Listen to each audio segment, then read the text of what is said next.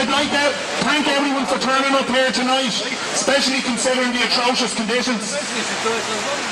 And to those who travelled from outside of Dublin, I'd like to extend a particular thanks. The protest here tonight has been called to coincide with a motion that has been submitted to Dublin City Council. The text of that motion reads as follows: that this council notes with deep concern the proposal for a state visit to the 26 counties by the British head of state. Such a visit would be entirely inappropriate while the British state continues to implement imperial policies and commit human rights abuses across the world, most notably in Afghanistan, Iraq and here in Ireland.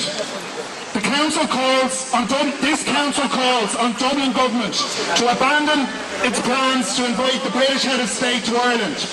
On behalf of the proud citizens of Dublin, of this city, we declare that Elizabeth Windsor is not welcome in Dublin.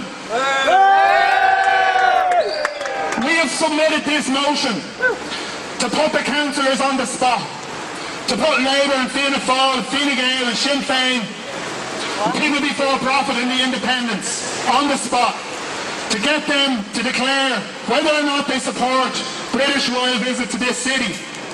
While none of us have been surprised by the reaction of Fianna Fáil or Labour, the reaction of the Fine Gael party has been bizarre.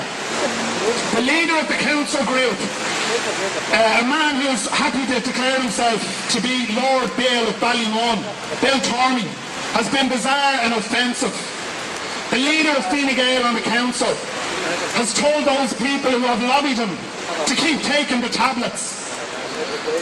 That should come as no surprise to any of us that Fine Gael are warmly welcoming the British Queen to Dublin, given the fact of their history, of the fact that they supported the treaty, of their roots in the blue shirts, and the way in which they abandoned the population of the 6 counties.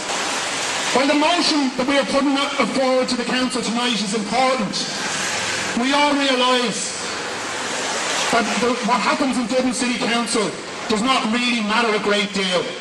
And what happens in Dublin City Council will not dictate whether or not Elizabeth Windsor comes to this city. We know that the decision on whether or not Windsor visits this city and whether or not what format that visit takes will be decided on the streets. For those who support British royal visit to this city, bringing Elizabeth Windsor to Lismore Castle will not do. For the state visit to be a success, they need to bring her to Dublin Castle, or Áras an Uachtaráin, or possibly bring her over to the Gombean politicians in Leinster House. For Republicans in this city, we know that the issue will be won on the streets. Why do we know this? Because we have many examples. Most recently on Saturday past, when the people of this city gave Tony Blair the welcome he deserved. And for those who have not heard, Tony Blair has now cancelled his book signings in London. As a result of the great work carried out by activists from across this country on Saturday past. For those who think they will bring a British Queen to this city and parade her, I suggest they study their history. I suggest they read back through Republican history. Because this is the city of Wolfe Tone. This is the city of Robert Emmet. This is the city of the 1916 Rising and the 1913 lockout. This is a city which will never, ever, ever accept a British monarch walking on our streets. For those who favoured the British occupation and support the royal visit, we have a message. Bring her to this city at your peril. The welcome that Tony Blair received on Saturday will be considered warm in comparison to the welcome she will get. But that isn't going to happen unless we build a campaign. What we need to try and do over the coming weeks and months is persuade Cowan to abandon his plans. Now tonight's protest, dozens of people have turned out in the lashings of rain. That tells you that there is a widespread popular opposition to a British royal visit.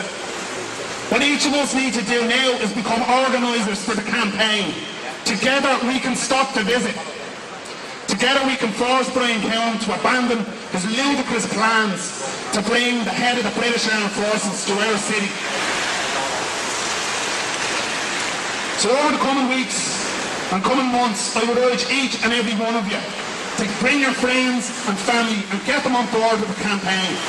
Come along to our protests, but organise your own. Put up posters, put out stickers, get onto the Facebook account.